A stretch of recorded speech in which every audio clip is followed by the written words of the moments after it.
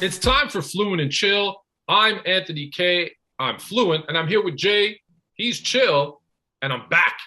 Sports Fluent Studios. I feel so much better. You know, when you're on the road, Tone, and you see the construction sign, beep, beep, you got to go a different way. That's kind of what we had going on Tuesday, where we had to go a different way, and traffic was a little backed up, but it looks like it's wide open now. I think we're back in effect. We good. We good. There's a 3x5 hole in my floor that some demons were coming out of, but we are good now. I feel so much better. All right, so we have a jam-packed show. So I'm gonna run down the list of stuff. We got obviously mail drop. Mm-hmm. Got some great questions, NFL and NBA. Mm-hmm. We're gonna talk about possibly the full-time return of Kyrie Irving. Mm-hmm. We're gonna talk about Juwan Howard. He's got a little PTSD when it comes to people calling timeouts. So we're gonna talk about a little bit of what happened there. Chris Paul is out. We're gonna talk about how that affects the Phoenix Suns. Deshaun Watson. We're talking about what's going on with him. We haven't heard kind of some updates until recently. So we're talking about what's going on there, some updates. But I want to kick it off. I was challenged last week to put together the NBA's all-time greatest offensive-only lineup. No care for defense, just what is the best offensive lineup. So I'm going to start with you and get yours. If you were to set up a team, so point guard, you can do it however you want. You have 5 centers if you want. Mm-hmm. Your offensive, this is the team that's going to be the most destructive offensively. How would you put that team together? And then I'll tell you, I want you to put yours together. I'll tell you mine, and then see where the difference is. And say why. And we want to say why. That's what I'm saying. I want to make sure we clear, Tone. We ain't talking about nothing else but buckets. My team, we just buckets all day long. All right, well, what I want to start the conversation with, with a guy who is just straight buckets, and he's more calm in his game. And he played over 60 years ago. I mean, Oscar Robertson got an 8-year stretch where he averaged 30 a game at the one. He averaged 30 a game. So I'm thinking about other great point guards in the game. I'm thinking about Damian Lillard. I'm thinking about Russell Westbrook. Just guys who were buckets, right? And when I think about Oscar Robertson, to average 30 a game, that's my lead guard. I'll start there. With my two guard, I mean, he's the greatest scorer that I've seen he's the greatest scorer in the history of the NBA. And at the guard spot, no, not Kobe Bryant. Actually, it's the guy who Kobe Bryant modeled his game after. That's number 23 in Chicago. He was absolutely incredible. The number 3 scorer, just a guy, like I said, a guy who is just buckets. All he doing is getting you buckets. I could say it's James. I could very well say it's James. But what James would do if he's on that team, James would he'd tailor his game around everybody else. He won't look to shoot the ball because now he's got other scorers around him. So I can't put James on there. I'm just thinking about a guy, Tone, who is just straight buckets, right? I might have to go with George Gervin. Ooh, okay. I might have to go with George Gervin, a guy who is just straight buckets. That's all he is, right?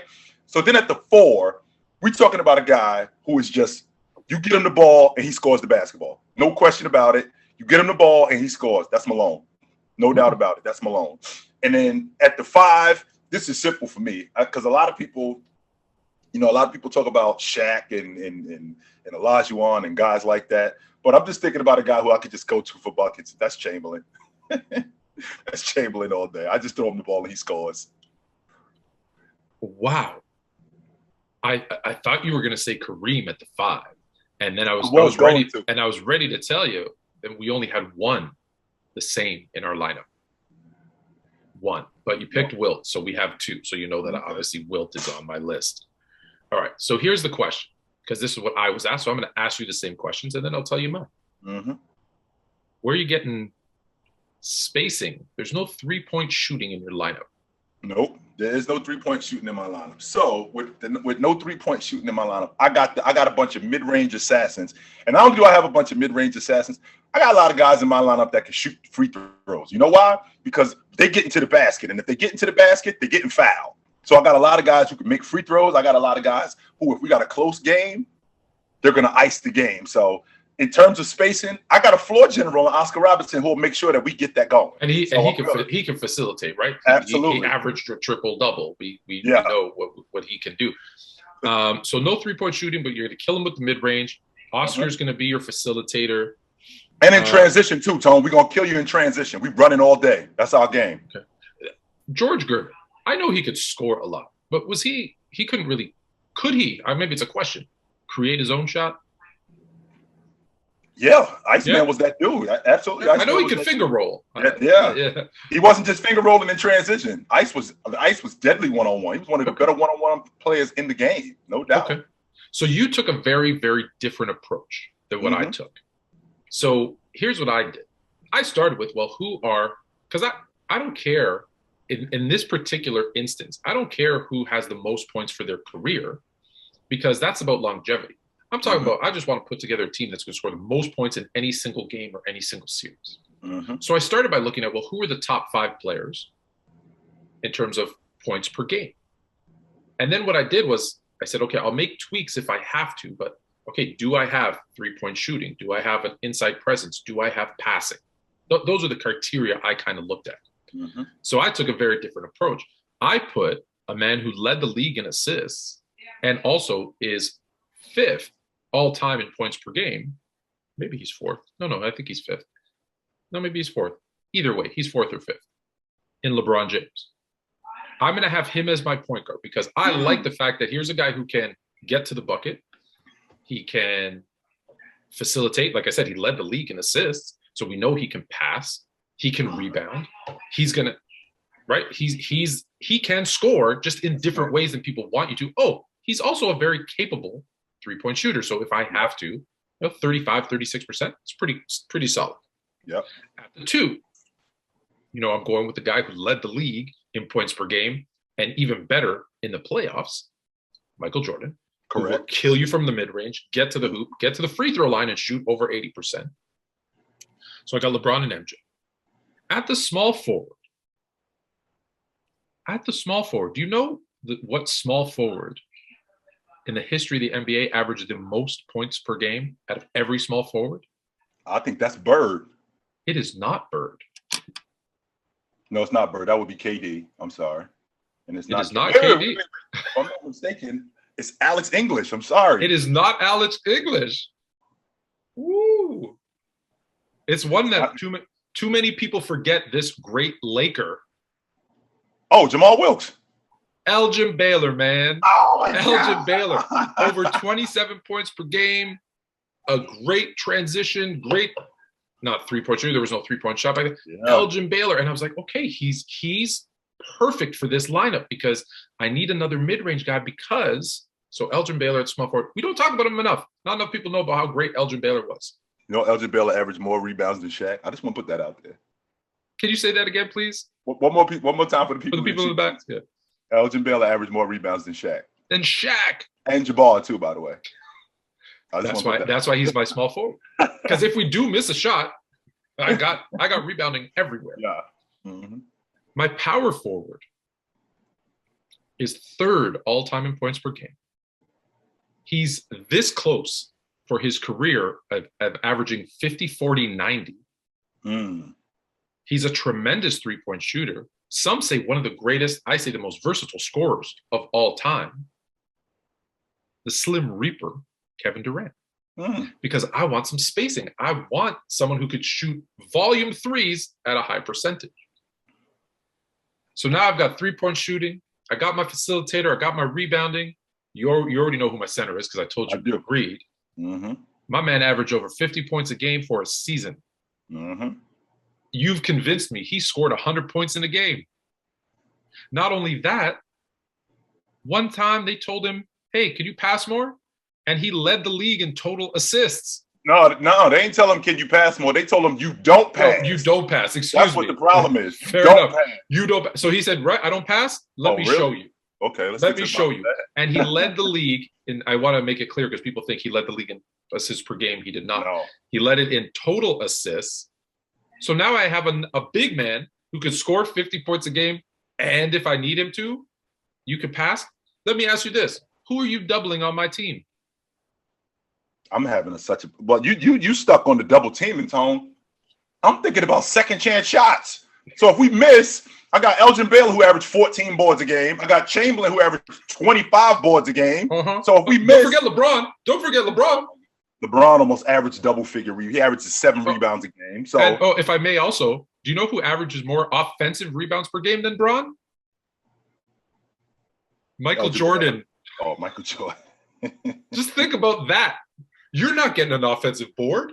I think you demolished my team. I don't think that my team. I think we get smoked. And now that I think about it, I think I might have to go redraft my team because my team looking kind of whack right now. Can you believe someone actually said to me, "Your team has no outside shooting or passing"? I said, "You realize LeBron and Wilt led the league in assists and led the league in total assists. I've got passing on both ends. Not to mention, Jordan was a very capable passer. Like when he played point guard, he was averaging 8-9 assists per game. He did do that. Yes, sir. Everyone on my team can pass, can rebound, and will score. So I was happy with my team. I've obviously given it more thought than you have because I've had a week to tweak it. Right. I might have to go redraft my team because my team looking kind of whack right now. As much as I love Oscar, as much as I love George Gervin, I'm thinking about spacing and I'm thinking about the long ball, and I might have to get me a long ball shooter in here. So George Gervin might have to come out the lineup. I'm cool with Oscar, but George Gervin might have to come out the lineup. I have to put Bird in there for Oscar. Yeah, I might have to move Oscar. I might have to move George Gervin out. I might have to put Oscar in there, and I might have to move Malone out because I need. Let me ask you a question. Now that if I had told you first, here's my team: LeBron, MJ, Baylor, KD, Wilt, and you have to pick your lineup, and you can't use any of those five. Okay. Who would you switch out? So Oscar, you're keeping Oscar, you said, right? Keeping Oscar. I can't have Jordan, so I'm going to take Bryant. Okay. Yeah. So I can't have Jordan, so I'm going to take Bryant. At the 3 spot, I still had James. No, I had George. You had Gervin. I had Gervin. I was going to take. I think I'm going to take George Gervin out, and I could very well put Bird in there. But I'm just thinking about a guy who is buckets, right? And if I'm thinking about a guy who just completely just scores the basketball, that's Dominique Wilkins. Oh, that's a good one too. I don't know what I was thinking, man. That's Dominique Wilkins. People forget him. Yeah, that's the guy who scores the basketball. It's Dominique Wilkins. That's who I'm going with. And then at the 4, when I think about a guy, because we're talking about scoring, I mean, we got to space the floor because we're talking about today's game. We got a long ball line. I mean, they had a long ball line in the 80s. They had a long ball line in the 90s. But we're talking about spacing. I can't have a guy that scores the basketball, but also is clogging up the lane because I got a big man down there, right? I got a big man down there who scores the basketball. So you took Wilt, so I can't have Wilt. I'm taking Jabbar. So I think I'm gonna still stick with Malone because Malone. I'm gonna still stick with Malone because Malone is so great in transition. Jabbar is better in transition too, and Malone could stick the 18-footer. So he could stretch the defense also. They can play that high-low, right? Remember we used to do that one guy in the post, one guy in the high post? Mm-hmm. Absolutely. Okay. I think that works. I think people forget Wilkins. I tell everybody this, when people talk poorly about Dominique, I say, listen, Dominique would probably have 6 scoring titles if it wasn't for Michael Jordan. I go, and if he shot, listen, we compare eras all the time, and I know I don't like ifs a lot, but if he shot 3 more threes per game, it's about a 30-something% 3-point shooter. He averages the same amount of points as Kevin Durant. It was just because he wasn't shooting threes. He was capable for that time. He shot above the average for his day. If that was part of the game, are we talking about Dominique? Are we talking about Nick differently? If he has, 3 or 4 of those scoring titles under his belt and shot a little bit more from the outside. Let's just take it. For me, Tone, it boils down to one thing. And I don't like to oversimplify things when it comes to stuff like this because it's a little bit more complex. But for me, this is a little simpler. When Dominique Wilkins retired, only 6 guys in the history of the NBA scored more points than him. There you go. Yeah. And when you look at his average, I always say this too, because we always look at, I say, hey, this is what you did for your career. It is what it is. However, you look at those places he went to after because he was trying to, have more longevity to his career. And that brought down his average significantly because he wasn't the same guy as he got older, or when he went to Greece to play for Olympiacos. Shout out. You said it though, Tom. You just said it. Who was them years? Jordan was 35 a game, and Jordan was 37 a game, and 33 a game. That was Nick right behind him at 31. Who was second? Yeah, that's Nick right behind him at 32, 29. That was Nick chasing him all of them years. Yes. And if I recall, he had a little flavor to his scoring too. They didn't call him the human highlight reel for nothing. He didn't. That's not a self-proclaimed name, folks. No, it's not. We do. I think Kobe's the only one who gave himself a name. Yeah. All right, we're going to switch gears. We'll go to the NFL. Mm-hmm. The stuff I don't want to talk about, I'm going to start there so we can get by it. So Deshaun Watson has been – this legal stuff has dragged on a lot longer than I really expected it to. Me too. But we're at the point now where it looks like there's not going to be any criminal charges, mm-hmm. which again is a head scratcher. But there's going to be 9 civil suits, and he's going to be testifying about. I hope that means we're going to get through this. Again, I'm not disrespecting. I've said this before, but I'll say it again for people who are catching us for the first time. Mm-hmm. No disrespect to the parties involved, to the people who have been hurt, to whatever. We don't know what happened. Mm-hmm. So I'm hoping that all gets cleared up and it's done. So now let's get to the football part of it. Mm-hmm. Deshaun Watson, as of right now, is still a Houston Texan. They've just hired their second coach in 2 years, a coach who I love, in Lovie Smith. So it's a kind of a two-part question. Does Deshaun Watson play this season? Does he stay in Houston? Can Lovie Smith kind of talk him back into staying with Houston, or is the ownership Deshaun Watson marriage just broken? If he doesn't stay in Houston, where does he go? Well, we'll start the conversation with the victims of this whole thing are the ones who are overshadowed in this. I mean, we talk about Deshaun Watson. This is obviously something that's a huge problem, Tone. Because if one person says it, 2 people say it, we got to start listening. When you have women in droves, we have a problem. Yeah. And it's something that needs to be addressed. Absolutely. And what I can't hear from you is, well, I made a mistake. No, when you make a mistake, I make a mistake by leaving my wallet at home. Damn, I left my wallet at home, something like that.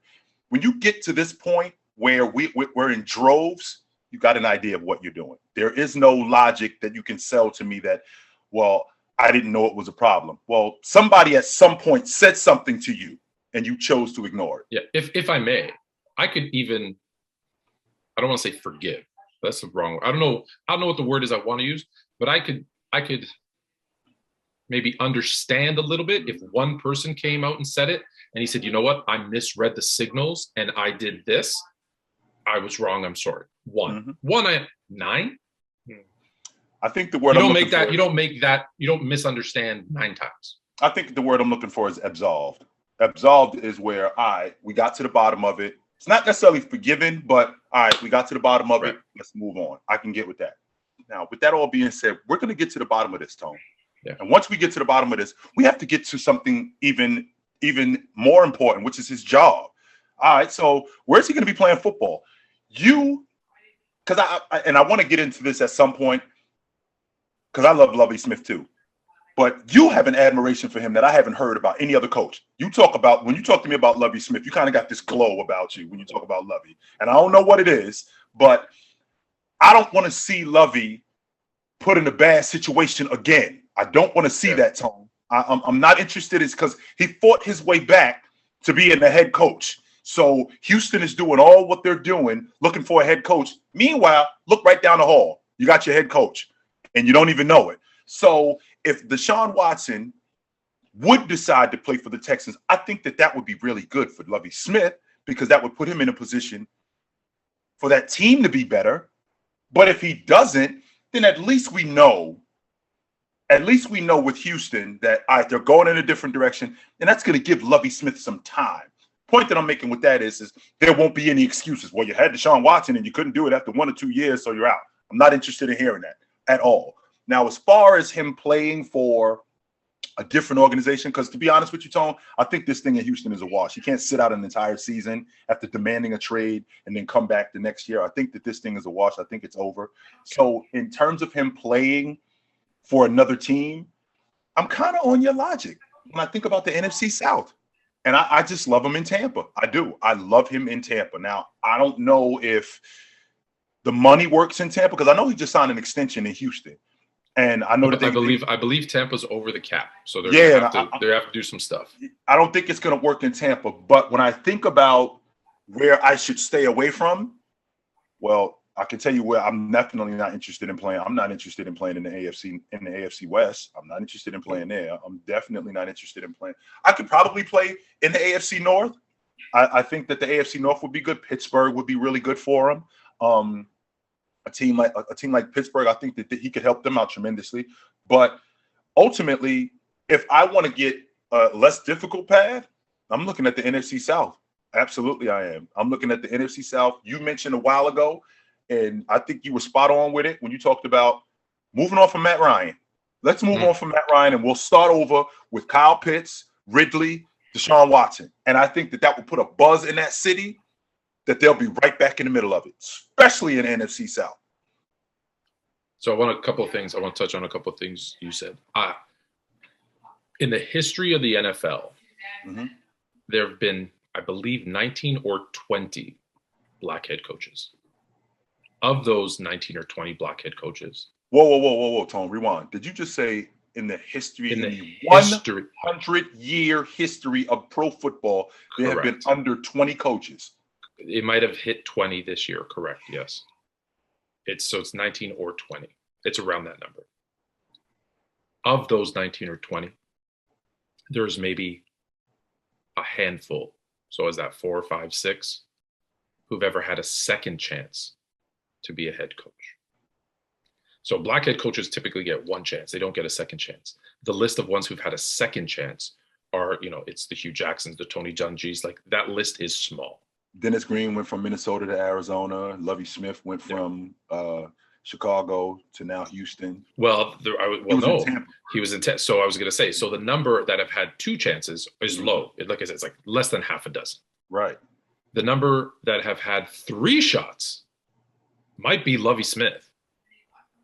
I can't think of another one. There might be another one, but just imagine if there was only 4, 5, or 6 that had 2 chances. So Lovie Smith has a big opportunity here to do something. Everywhere he's been, he has been successful. Just remember, winning record, got fired out of Chicago. Winning record, got fired in Tampa. So he's got a shot. What I'm afraid of in Houston is if he doesn't have Deshaun Watson. Cully was there for 1 year. And we've already talked about the fact that Bill Belichick couldn't take that roster to a winning season. And he got fired after 1 season. I don't know what happened behind the scenes. So my fear is that Lovie comes into a bad situation. And when you don't have a quarterback, bad goes to worse really fast. Fast. And so I don't want him to be a one and done. Like, I hope that there's a commitment to let him build up that program. Because I'll tell you this, and this is why I keep saying it. I'm pulling my best LeVar Ball where I'm trying to speak it into existence. If Deshaun Watson stays, what Lovie Smith will do with that defense, this is another team that can go from a 4-win team to a playoff team like the Bengals did this year. That's how good what high admiration I have for Lovie Smith, and how good I think Deshaun Watson can be if he's the same Deshaun Watson. That's two big ifs, mind you. So I want him to be successful. If he's not there, I'll go with my AFC team because I think I don't want him in the AFC, but if he goes to the AFC, because I think the AFC is loaded. You mentioned the team, Pittsburgh. They brought in Brian Flores. He has a great relationship with Deshaun Watson. Hopefully that can keep him kind of in check. Pittsburgh, one thing we know about Pittsburgh, they're loyal. They're stable. Right? He's not going to be there for 2. He's not going to be there for 2 or 3 years. No, they've had 3 head coaches in their history. Just think about that. In their history. There are teams, the Giants, who've had 3 head coaches in the last 3-4 years. Yeah. In their history, they've had 3 head coaches. So it's a nice, good, stable franchise. So and it's a team that's built to win. They'll love him in Pittsburgh too. They'll love him in Pittsburgh, but they got and he's listen. I don't want to say he's similar to Ben Roethlisberger in the sense that he has escapability. He can throw the ball deep. Like, he does a lot of those things. They have a good wide receiving core. They have a great young running back, and they have a great defense. They're set up to win. All they need is that quarterback. However, I'm with you that the NFC South makes the most sense. I really thought if Sean Payton stayed, the Saints would have been the one. Because, again, there's a nice, stable, good offensive guy who can kind of, get the best out of Deshaun. And then you brought up Tampa, and I was like, yeah, but the salary cap. I think Carolina might be another one, just up the road from Atlanta, where it's the NFC South. It's there for the taking. We're assuming CMC is going to be back and healthy. Like they've got an opportunity. They don't really have. What do they have? Sam Darnold, I think, might still be under contract. Cam Newton, I think, is done there. Mm-hmm. They need a quarterback more than anybody. I think all 4 teams in the NFC South should be trying to figure out a way to get him there because you then win that division. Who's the favorite as of today, Tone? If you had to pick a team, who's the favorite in the NFC South? It's probably Atlanta. Like, that's how bad it is because just think about it. Tampa Bay has no Tom Brady. They have no quarterback. Bye. See you later. Godwin is coming off an injury, and he's a free agent, so he might not even be there. Gronk is going to be gone. AB obviously is gone. There's rumblings about Bruce Aaron. Do the players like him? So there might be, who knows? He might be on a short leash. He might be gone by the time of the season. Right. You don't know. New Orleans. Well, they don't have a quarterback. Their running back is in legal trouble after the Pro Bowl. Yep. They still have their best wide receiver, Michael Thomas, didn't play last year. We don't know what's going on this year. Oh, don't forget about their head coach. He's gone too. That was the next one. Their head coach retired. Mm-hmm. Their defense statistically sounds good, but you keep telling me those stats are fool's gold. You bought it. I bought into it, and I was wrong. You're right. So, and then there's Carolina. There's literally nobody. There's no clear-cut fit. The only one is Atlanta because they have Matt Ryan, but Calvin Ridley doesn't look like he's going to be back. Cordero Patterson had a phenomenal year, but can he repeat that again as a wide receiver / running back? I like Kyle Pitts, but you're not hanging your hat on a tight end. So there's a lot of question marks with all the teams in the NFC South. So I just put Atlanta at the top because they're the only one that have a starting quarterback. Right. That's the only reason. That's fair. Yeah, that's fair. So I like him. Any one of those teams should make that move. Okay. So we're talking about a player coming back. Let's talk about a player who's now going to be sitting on the shelf. We're going to switch to the NBA. Mm-hmm. Chris Paul. Just when I started to believe in Chris Paul, move him up my rankings, and people always tell me if I go back 2 years, why didn't you have Chris Paul in your top 10 all time? Mm-hmm. And I said, because he's a great player, but I think a lot of people overrate him when they call him the point guard. Greatest point guard ever is what I was told. I'm like, no, that's huge overrating. So I had him at 11. And they said, well, why do you have these other people? And I said, because the people ahead of him have MVPs, have rings, have all these other things, have, statistically they're just as good and they do other things better. And then he went to Phoenix. And I said, well, and you said this too, but let's see what he does in the playoffs. I know he's going to have a great regular season. And boy, did he. He led that team. He brought them together. He was the glue. And I started to buy into this. Man, he's just the leader that these guys needed. And then even when he got hurt a little bit in the playoffs, he found a way to come back and play and took them to the finals.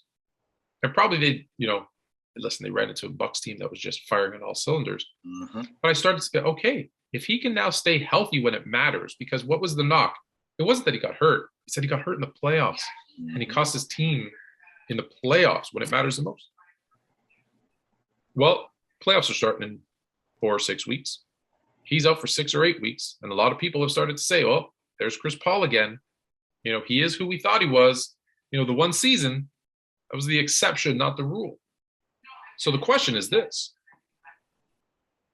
Can the Phoenix Suns withstand him being out of the lineup? Well, or are they a first round exit now if he's not back in time? Well, here's the thing, Tony. They got 24 regular season games left. All right. They got a cushion on Golden State of 6.5 games. Exactly. Now, Golden State's got a great opportunity to make up some of these games because I think that I don't think Phoenix falls to the bottom of the playoff picture.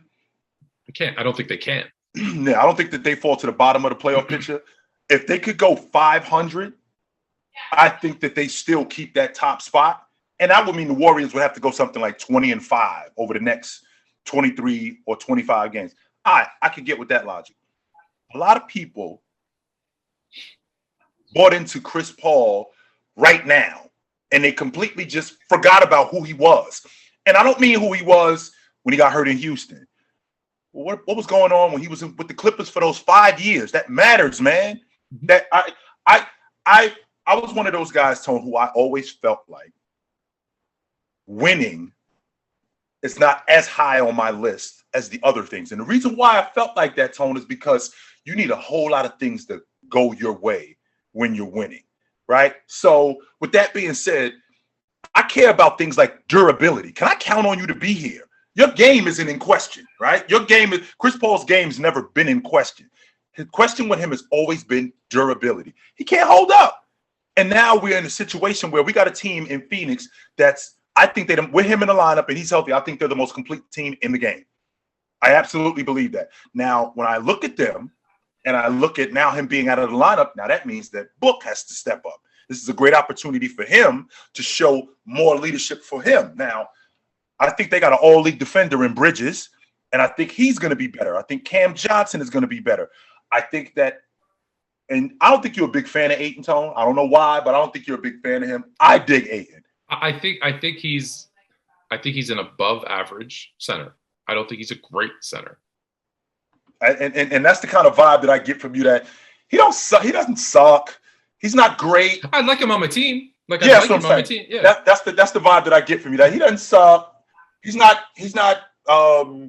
Cat great. He's not Embiid or Joker great, but he's not a middle of the road guy neither. He's better than those middle of the road guys. He's in this weird limbo in the middle between kind of average and great, and I hate those guys because it means some days they'll play great, sometimes they'll play mid. Right. And that bothers me. That drives me nuts. Now, the thing that I'm concerned with him is not the fact that you got your playmaker and your primary distributor is out the lineup. How is that going to affect him? Right. So when I think about their point guard situation and how they're going to get Ayton more involved in the game, how they're going to get Book more involved in the game, how is Book going to get himself more involved in the game? Is he going to now, because Chris Paul's out of the lineup, him playing off of Chris Paul helped his game so much, right? Helped his game so much. The more that I watch Bismack Biyombo, and I know you love him, Tone, because he was up in Toronto too. The more I watch him, I'm thinking if Chris Paul had him since the beginning of the season, we might have been talking about him making an All-Star team because he looked awesome. Absolutely. So now, when Chris Paul is out of the lineup, these guys have to do more.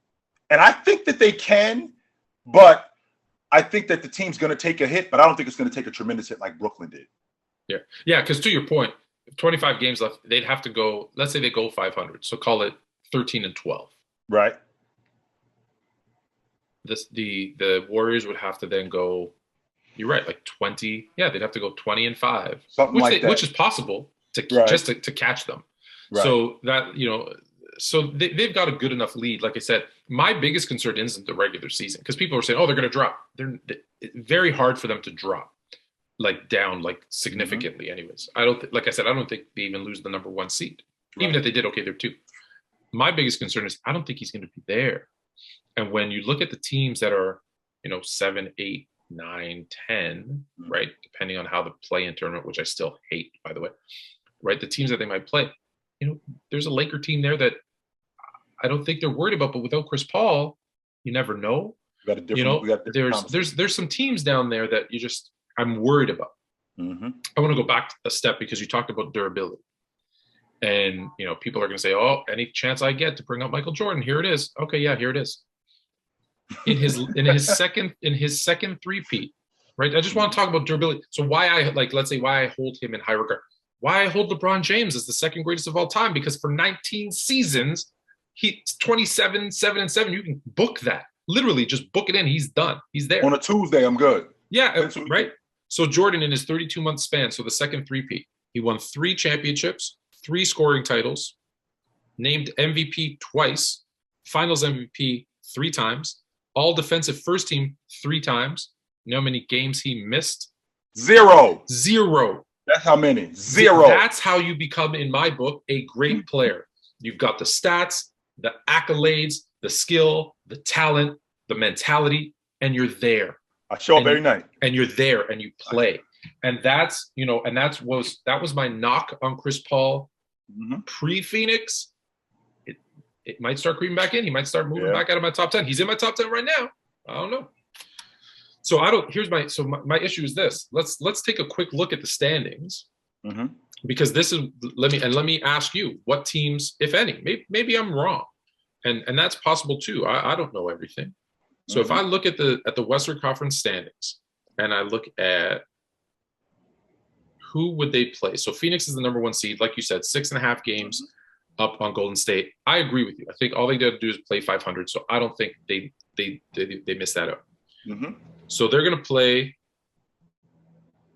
If there was no play-in tournament, they would play the Clippers in round 1, as it stands today. If the Clippers move up, it could be.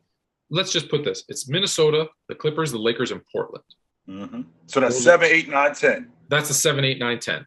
Okay. Are you okay with them playing any one of those 4 teams? Is there one team that you're more afraid of than another? None of those teams. Without Chris Paul.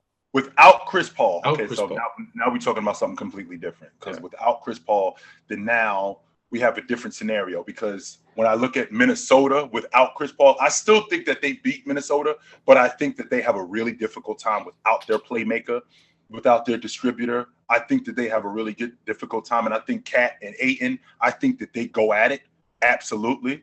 I think that Anthony Edwards would give Book everything he's looking for without that distributor. And also, remember too, Tone, we're talking about Chris Paul, who's an all-league defender. I was gonna say, you forget about the defensive end too. Yeah. We're talking about a guy who's an all-league defender who could neutralize D'Angelo Russell. Well, you don't have that now, because now you got a backup point guard that D'Angelo Russell is going to go after. So I think that would be beneficial to Minnesota. I don't know if Minnesota could beat them 4 times in a week, but I think that they would have a lot of trouble with them. That Laker team with James and Russ and Anthony Davis, if we're healthy, I think Phoenix would have hell with them, and I wouldn't be surprised if the Lakers beat them. That would not without Chris.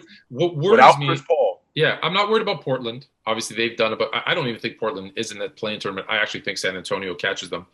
But even then, I think you're looking at, for me, and I don't. Are you worried about? You didn't say anything about the Clippers. Are you worried about the Clippers? I'm not worried about the Clippers at all. About the Clippers either. Paul George is out for the season. I'm not even concerned with them. So my 2 things is, if they play Minnesota or the Lakers, those are my 2 biggest fears, because, again, you talk about the Lakers.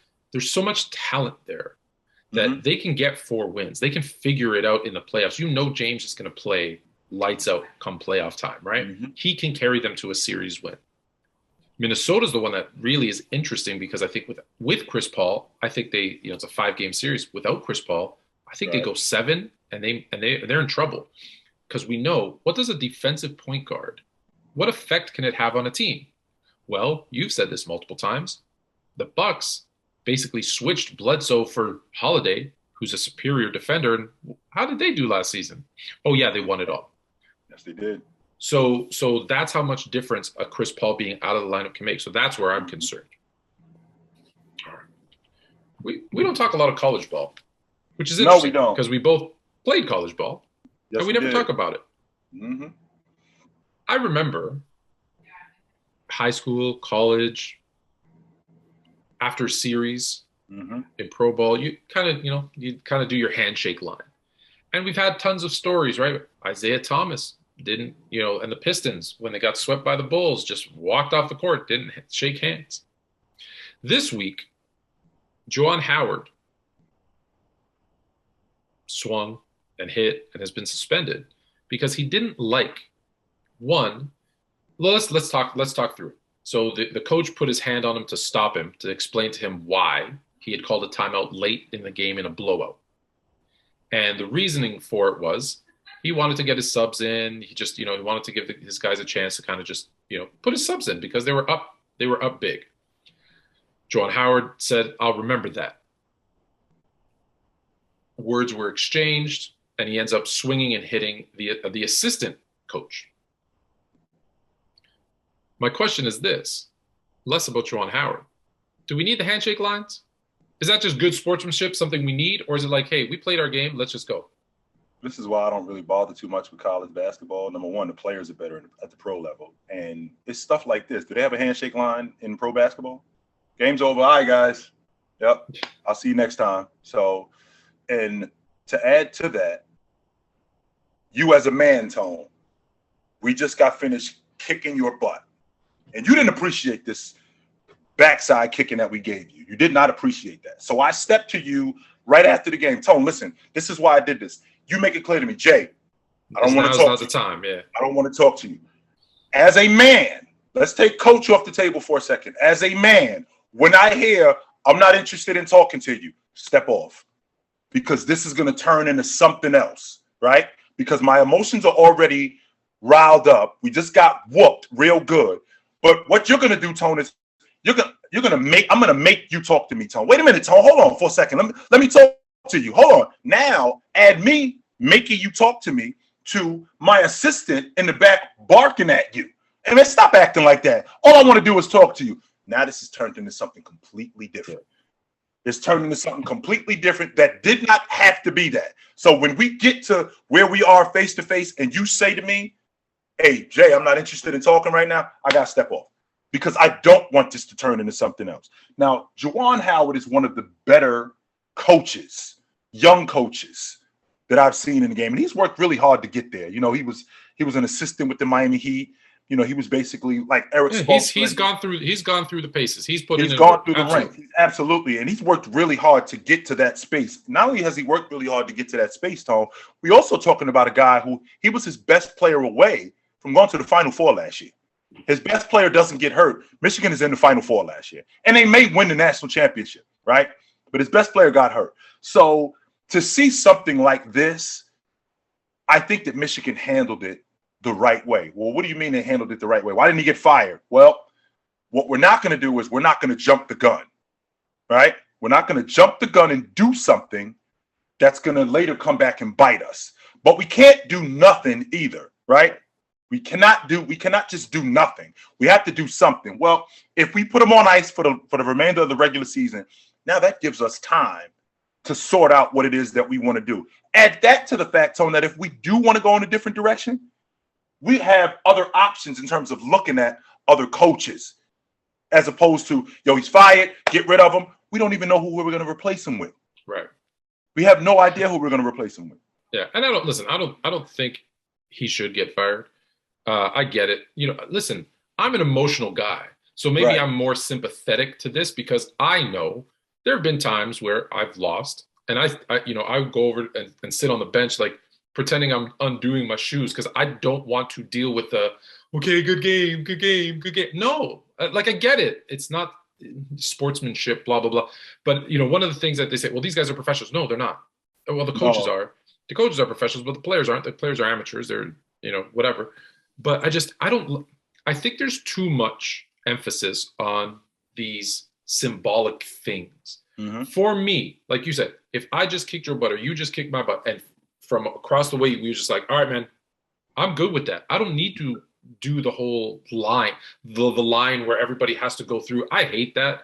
I get it. Maybe in a long series. I get that. If we have a 7-game series and they do it, okay, I guess. But like, I don't even like the anthem at the beginning of the game. I think we just put too much, like, let's just get there, play the game and go. That's what I want to do. I want to go over, play, I want to leave. All the festivities. Again, I don't need all the festivities, but again, that's me. You know, I made the joke, and of course, a lot of Michigan guys came at me. I said, listen, don't forget, this coach called a timeout in a blowout that he should have just let the clock run out. And Juwan Howard has, you know, I joked about it earlier, has PTSD when it comes to timeouts because is it North Carolina? North Carolina hits the free throw. Chris Webber travels. They don't call it. Dribbles to the corner. No timeouts. Calls the timeout. Technical foul. And the Fab Five do not win a national title. He looked like a deer in headlights, Tom, when he was dribbling that ball. He couldn't get rid of that ball fast enough. He looked like a deer in headlights. It has dogged a great NBA career and college career. Chris Webber, his entire that one timeout. You know how many people have made mistakes? Every damn one of us. Every last one of us. He just did it on a national stage, mind you. But here's the other thing about Juwan Howard too, Tone. The thing that I left out was that, you know, he's got a history of this. I mean, he got into it with the Maryland coach last year. So this is what I mean when I say that this couldn't just be, okay, we're gonna fire him, he's gone. No, there's steps to this. Add that to the fact that when you have a coach at that level, I mean, Michigan is big business. So we can't just fire him because we got legal ramifications there. We got to pay him and stuff like that. This doesn't deserve being fired. I don't think so. And I've heard from other people that, you know, because I had posed the question to one of my good buddies. I was like, yo, can you swing on a coach and keep your job? Does that happen? But with that also being said, am I immediately fired? Is there another step that we can take before we get to that? And I think that Michigan handled handled it the right way. I do. Okay. So the conclusion is no handshake lines. Don't blame Juwan Howard. Dead the handshake line. Yeah, these unwritten rules. Don't call a timeout. Don't, when someone's dribbling out the clock, you're not allowed to go steal it and go dunk it down on the other end. There's all these unwritten. I don't know. Whatever. All right, back to the NBA. New York is possibly lifting some of their COVID mandates and protocols, and what it means is Kyrie Irving might be able to play home games in New York, which means he will no longer be just a part-time player. He'll be able to play basically full-time. Specifically in the playoffs, he'll be able to play full-time. But they've already traded away James Harden. Ben Simmons still is like weeks away, which is weird. Two at minimum, they said. But Drummond and Seth are in the lineup. With the trade that they made with the Sixers, and now possibly the full time of Kyrie being back, are the Nets the favorite in the East? Tone, did you know that I was about to say the New Jersey Nets, but did you know that the Brooklyn Nets are 8th right now? They're 8th right now in the playoffs. They have the highest odds to win the Eastern Conference Championship. I just want to put that out there. I know that's ridiculous, but as of right now, they're number 8 in the playoffs, and they have the highest odds to win the Eastern Conference. And I'm trying to make sense of why, because we got a guy in Kevin Durant who's been out of the lineup I don't think he's going to be back until the beginning of the next month. So we're looking at almost 2 months. All right. We got Kyrie Irving, who's been in and out of the lineup, and they got 23 games left, Tone. Irv is only eligible as of right now, considering what the rules are. He's only eligible for 8 of them. That's it. He's only eligible for 8. And by the way, he still can't play in Toronto. He cannot play. He cannot play in Toronto. So he's only eligible for 8 of them. So even if they do lift it, so now we got a guy that's in and out of the lineup. Add that to the fact, Tone, that Kyrie Irving, him being out of the lineup because of this vaccination issue, that's not his only problem. Well, what do you mean it's not his only problem? Kyrie Irving has not been the most durable guy. Kyrie Irving will break down on you. That has happened in the past. And not only has it happened in the past, it has happened in the past numerous times. So that's something that we have to worry about with him. Add that to the fact that you're going to get Kevin Durant back into the lineup. Now we got to put Drummond in the lineup. Now we got Seth Curry, Kevin Durant. I don't know if we got enough time to get this whole thing together. Yeah. I don't know if we got enough time to put this whole thing together and go on a championship run. You're asking a lot for a team like Milwaukee that's been together for years. You're asking for a lot with a team like Philadelphia, who looks like a cohesive unit.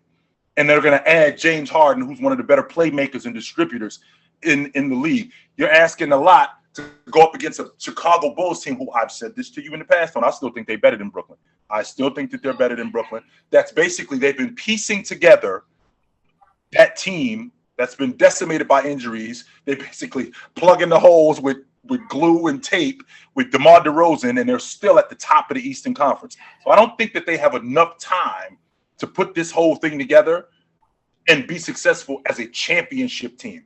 Will they make the playoffs? I think they will. I think they will make the playoffs. But to say that they're going to be the Eastern Conference champion or to win the NBA championship, wow, you're putting a lot on it, my man. A lot. Well, let's be clear. You said they're going to make the playoffs. They're only 3.5 games ahead of 11th, which wouldn't be in the play-in game. That's not ridiculous. And I'm going to give you a hot take right here and right now. If they play Charlotte, no, actually, I don't even care who they play. If they finish 7, 8, 9, or 10, they lose that game. They out. They out. Wow. Not only the play-in game will shoot the NBA in the foot because they put the play-in game because they wanted these guys. They were worried, right? The bubble, all that kind of stuff. They wanted to make sure the best teams who maybe didn't have a great regular season made it in. They're going to get one of their biggest stars in KD out of the playoffs because of their stupid play-in game.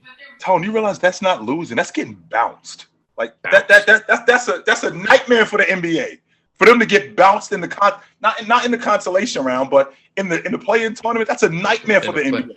They're going to play, like right now, if it were to end today, they would play Charlotte. Who could very well beat them. Of course. In a one game series? One game. Or it might be Atlanta. All it takes is Trae Young getting hot. They could very well lose. And you're out. Oh my God. And you're trying to and like to all of your points. Oh, no. Kyrie, who knows? KD's hurt. They're bringing in two guys, possibly Ben Simmons. Do you trust Ben Simmons when it comes to a play-in or a playoff series at this point in his career? I do not, sir. No, neither sir, do I. do not. So there's a lot of question mark. So I'm going to make a bold statement and say, yeah, they're out. If they're in the play-in tournament, they're out. First one out, done. And hopefully, I'm also hopeful that the NBA looks at it and goes, oh, maybe we shouldn't take the play-in game out. I think it's dumb, Tone. I think it's so dumb. But let me ask you, this isn't on the docket, but let me ask you, because we're talking about the play-in tournament. If LeBron James and the Lakers finish 9th with a super team, knowing that if there was no play-in, that means he would finish outside of the playoffs looking in. Does that hurt his legacy? Yes, absolutely it does. Really? No doubt about it, Tone. You're talking about a team that was put together. They just won the NBA championship 2 years ago. Lost in the first round of the playoffs last year. So we go from winning the NBA championship to losing in the first round of the playoffs to not making the playoffs at all with a plethora of talent, even though these guys are old. And I think this team that was put together. Not everybody's old, but I think this team was put together I think this team was put together on a fly, and I don't think it was put together with any real thought. It just sounded like a good idea. And I also don't think that there was somebody in the room, because there's always somebody in the room that's going, this is a terrible idea. And nobody was listening. I wasn't in the room, but I was all up on Rob Pelinka and Jenny Buss's Twitter account saying this is terrible. Somebody in that room, Tone, is like, this is a terrible idea. This is not going to work. And they weren't listening because, again, it sounded like a great idea. But to think about him, there are some people who are going to roast him for this. I already, Tone, you know how I feel about James, and I don't think that where he is. Does he move to number 2? No, he doesn't. No, he does not. But there's gonna be some people, and there's gonna be some rumblings that win the NBA championship, lose in the first round of next year, then not make the playoffs with a talented Laker team. Well, listen, I just say this: people roast the other guy who gets in the GOAT conversation because at 39, 40 years old, he couldn't lead the worst team in the NBA to the playoffs. What do you say about James, who's playing at a higher level than Jordan was at 39, 40? Obviously, he's younger, who couldn't take an all-star team to the playoffs. He said that too, by the way. I don't know if you remember that, Tone, in 2001 when Jordan said, quote, I just think we stink. Yeah, he said that. They did. He said that. It wasn't about a Washington team that was good. They were trash. And so do those same kind of Jordan doubters have the same energy for LeBron and say, well, you know what? He couldn't take this team to the playoffs. No, because I think that with the James Jordan debate, there are people who are James people and there are people who are Jordan people, and there's no change in my mind. I'm with it. So. All right, it's time for our favorite part of the show. What's that, Tone?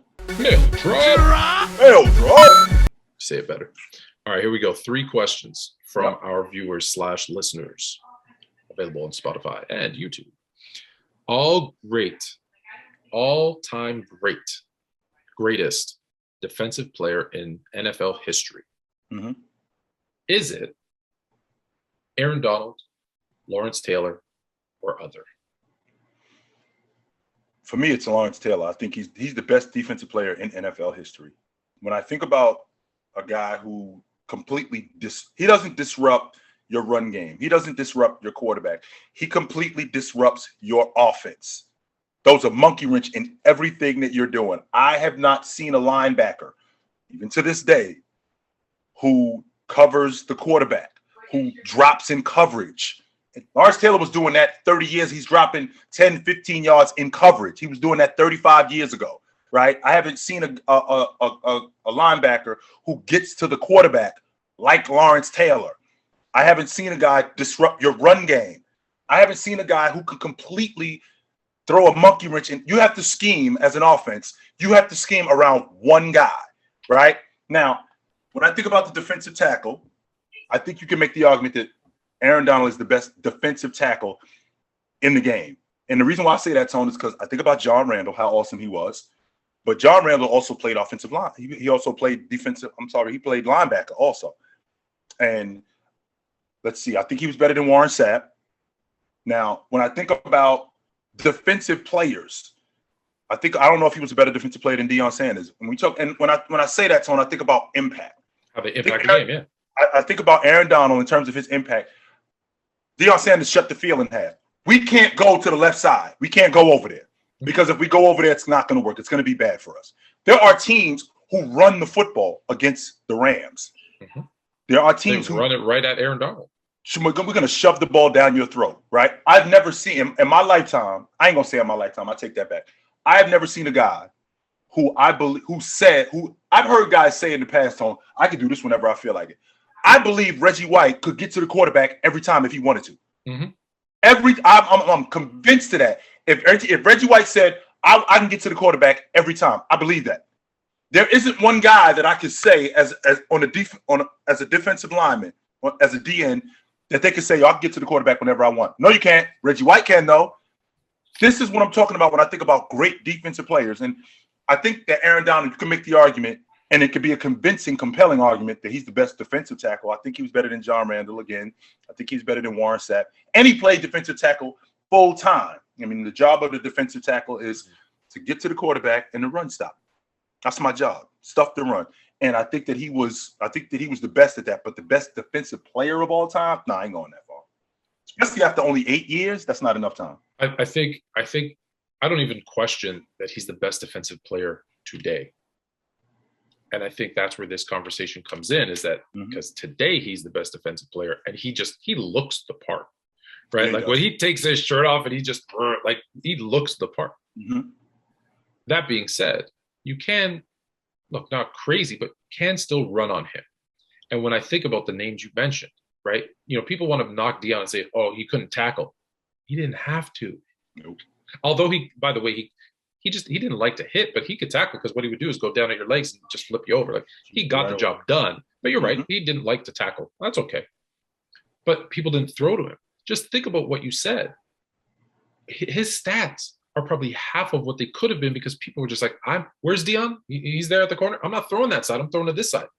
How much easier it is to scheme your defense when that side of the field is shut off. And don't forget, he was also returning kicks and punts almost as good as anyone ever, maybe second to to Devin Hester.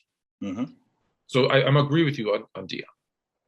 People forget about how great Reggie White was.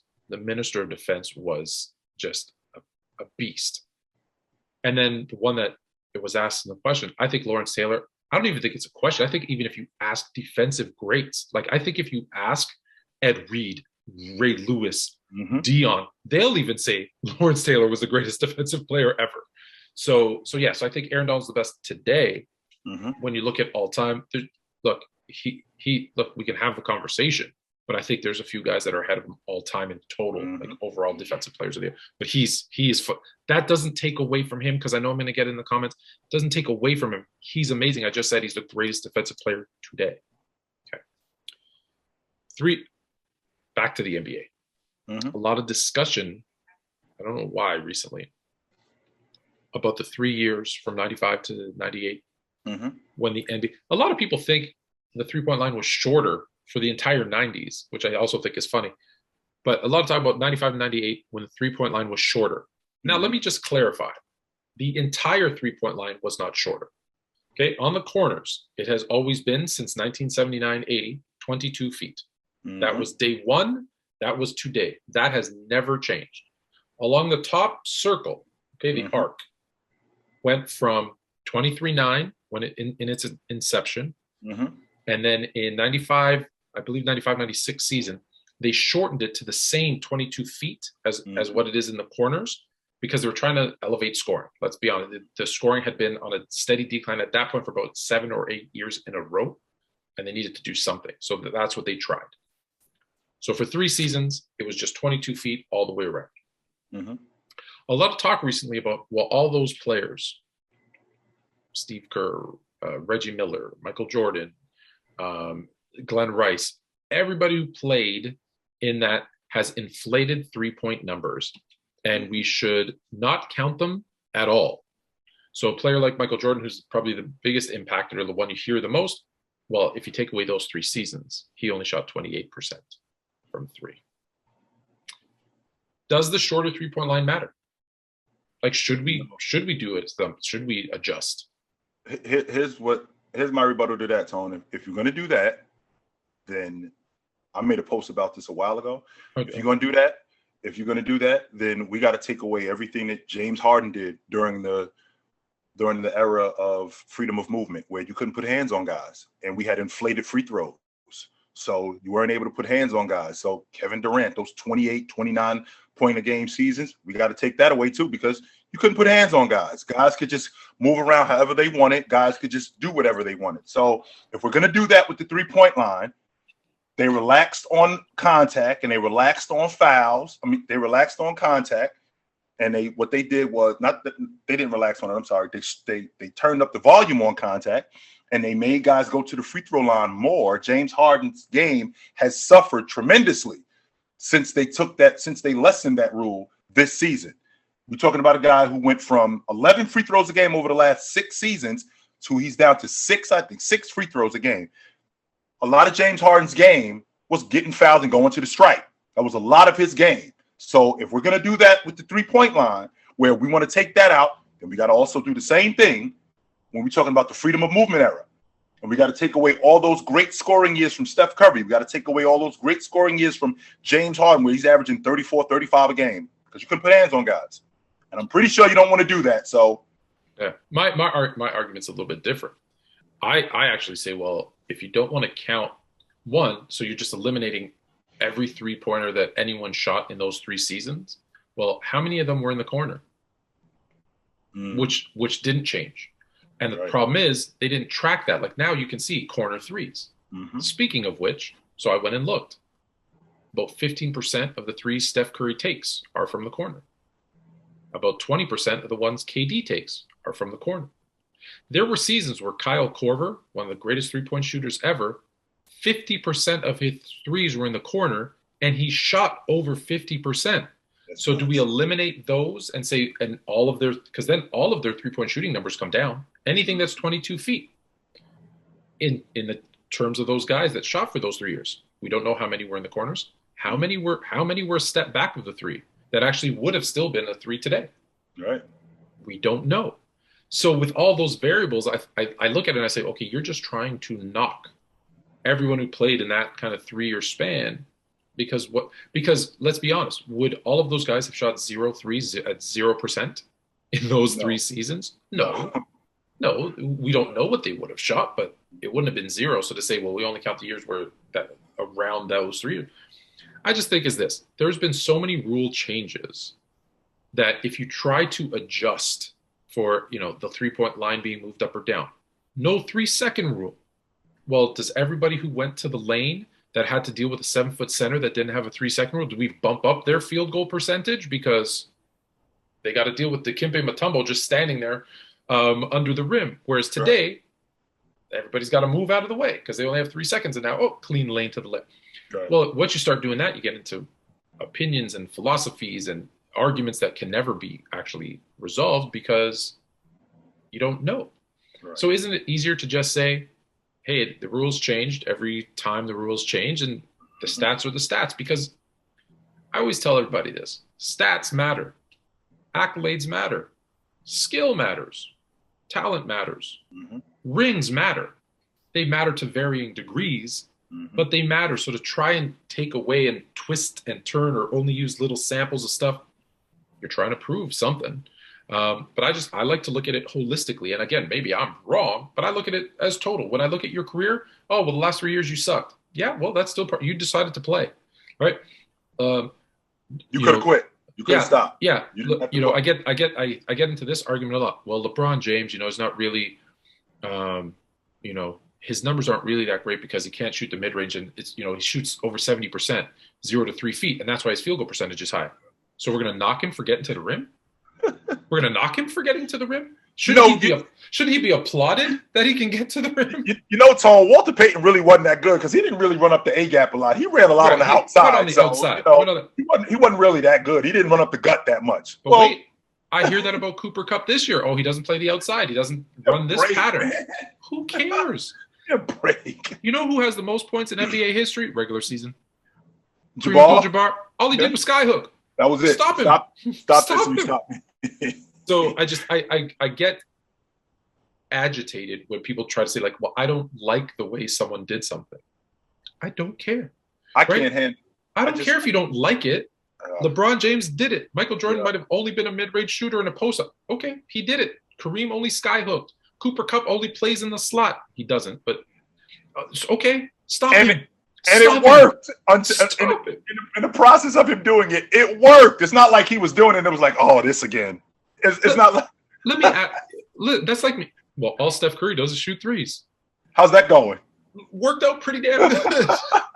Right? Like, it blows my, because I tell you, if any of them are honest with themselves, and I said, hey, I'm going to make you a 100% three-point shooter, but you can only do it from the right corner in the second and fourth quarter. Oh my God. But you'll hit 100% of them. Do you know what they're doing? They're playing every minute of the second and fourth quarter. They're hitting 100% of their shots. They're scoring 30 points a game. And they're collecting $30 million a year, and they're saying thank you. Thank you very much. Thank you, Genie Fluent. I appreciate it. Right? And they're not saying, oh, man, but no, I'd rather be more versatile. No, you're not. You're full of crap. You're full of crap. So do we have another one? Oh, we do have one more. All right, one last one. Aaron Rodgers recently. We don't know what's going on with Aaron Rodgers, but he went on I forget the name of the show, unfortunately. Pat McAfee. Oh, yeah, Pat McAfee. There we go. Pat McAfee 2.0, I think. I think he changed it up. Pat McAfee 2.0. I'm available, by the way, Pat McAfee, if you're listening. I'll come on anytime. Actually, both of us will come on. You need a little fluent and chill. Are you done talking about Aaron Rodgers? Because he went on there and we were hoping we were going to find out, is he going to retire? Is he going to leave? Is he going to stay with the Packers? And he said nothing. I'm not done with him. I just think it's corny. And the reason why I think it's corny, Tone, is because you know if you want to quit or not. You've been doing this for 16 years. All right. 17. He came in 2004. Yeah, you've been doing this for 16 years. You know if it's over for you or not. This isn't a decision where, wow, this is really hard. You've been pondering this decision for the last 4 or 5 years. You know that time is coming. So this isn't a situation where all of a sudden we're here and, I got to make a decision. You know whether or not it's over for you. That's first of all. I'd like to rewind the clock, Tone, back to Mr. Brett Favre, this isn't the same situation with Brett Favre where every year, Brett, I would much rather you just tell us, I don't want to go to training camp. Just tell us you don't want to go to training camp, as opposed to, I think I'm going to retire. Not sure if I want to retire. Well, I think I'm going to retire. I'm not sure if I want to retire. You don't want to go to training camp. Just say you don't want to go to training camp because you didn't want to quit. It was obvious you didn't want to. Right. I don't want to go to training. You don't want to go to training camp. Just say that because it was obvious that you didn't want to quit. That's why you went to go play for the Jets. And then you went to go play for Minnesota. So it's obvious that you didn't want to quit. You just didn't want to go to training camp. And it would have been so much better. That situation right there, that sucked a lot of the oxygen out of the room for me. Not Brett Favre, I'm sorry. Aaron Rodgers, on the other hand, you know if you want to quit or not. Just give it up. Well, I believe in something different. One, I think his engagement just broke up, and I don't know what he's going on and doing shows. Like, take a minute, man. I know you're hurt. I know you're trying to be a tough dude. Dude, when you break up with your fiance, take a week off. Just relax. This wasn't some chick you was just messing around. Yeah, it was fiance. Yeah. That being said, the GM of the Packers has come out and said, well, I didn't promise Aaron Rodgers a trade. Because we all thought when he came back last season, right, there was a breakup going to happen with the Packers. Okay, we'll give him a little bit more say. We'll let him. What does he want? Randall Cobb. Okay, we'll bring in Randall Cobb. And then we're not going to hold you to this. We'll let you leave at the end of the season. Was what people were saying. That was what we read everywhere, was that they're going to make him play this year, and then he's free to do whatever he wants. Well, GM said, I haven't promised I would trade you anywhere. That's where I think this retirement stuff is coming from. He is trying to play it out in the public eye to say, well, if you don't trade me to the team I want to go to, then I'm going to retire. And I think that's more to do with than anything. He doesn't want to retire. He's the damn back-to-back MVP. Right. You don't back-to-back MVP and then retire, especially when you're thought of as a playoff choke artist. No, he wants to go to a team where he could win a Super Bowl and say, see, I told you so. It was the Packers' fault. Right? He wants to pull what Tom Brady did. Go to Tampa Bay, win a Super Bowl and see, like, told you it wasn't the coach.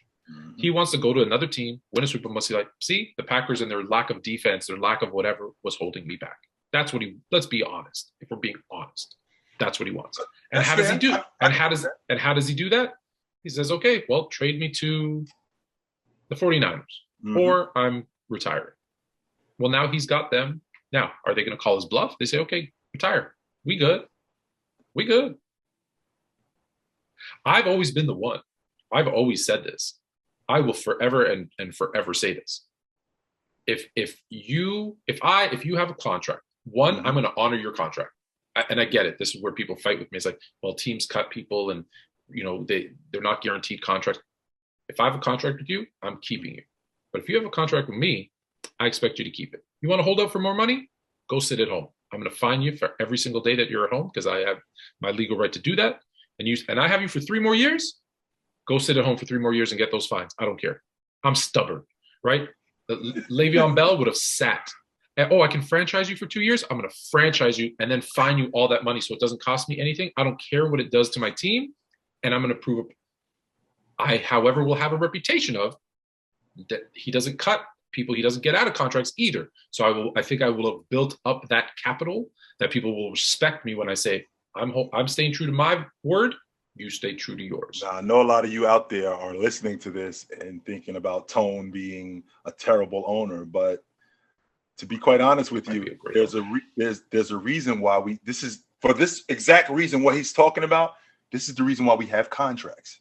For that reason right there. This is exactly why we have contracts. Now, there's the idea of me moving you to Minnesota and you're like, I don't want to go play in Minnesota. All right, that's completely different. As opposed to you have a contract to play here and you don't want to get traded. Honor the contract. This is the deal. Yeah. Yeah, I can get with that logic. I'll tell you this. I know this. People say this is bad business, but like, I'll tell you this right now. If I have a player, not even a star, if I have a player, and this happened recently to, I want to say someone on the Bears, I want to say it was one of their tight ends broke his leg, like just horrifically broke his leg. And the NFL, you can just cut that player, you're out of their contract and you don't have to pay them anything. The type of owner I would be is I would say, well, I had you for 4 years at $10 million, $40 million, $30 million, whatever it was, 4 years at $30 million. All right, I'm gonna cut your contract because I need that salary cap space, but I'm gonna pay you because I've probably got multiple other businesses. I'm still gonna pay you 4 years, $30 million because you're gonna have medical expenses, this, that, the other thing. It's horrific, a tragic event. I'm not gonna leave you high and dry. So that's why I say I know that I would build up that capital. Say, you're in the contract, you're keeping it. Especially if your career is over, like if this is a career-ending injury, I can't just throw you out. No, I feel like when people do that I think that's I hate hearing that stuff. But yeah, if we have a contract, man, we have a contract. That's it. I'm done. So deal's a deal. So I guess let me answer the question because whoever sent this in probably wants an answer. Am I done talking about Aaron Rodgers? I've been done talking about Aaron Rodgers since the first time he beat my Bears. So I would like him to go to the AFC, possibly Denver, Pittsburgh, Cleveland. You can go anywhere. I never want to have to see him twice a year again. Which, by the way, I just saw a picture. I saw a meme of Aaron Rodgers possibly in a Chicago Bears uniform. I didn't like it at all. I was like, get this away from me. I saw that about 7 years ago. I really liked it then. Of course you did. Of course you did. Really absolutely. But yeah, no. All right, so that's it for this episode of Fluid and Chill. Don't forget to subscribe, smash that like button, send us stuff. So we're here every Wednesday, every Friday on YouTube and Spotify. Mondays, 8 p.m. TikTok. Man, last one was good. Everyone is. We just get better every time. But until then, take it light, but take it.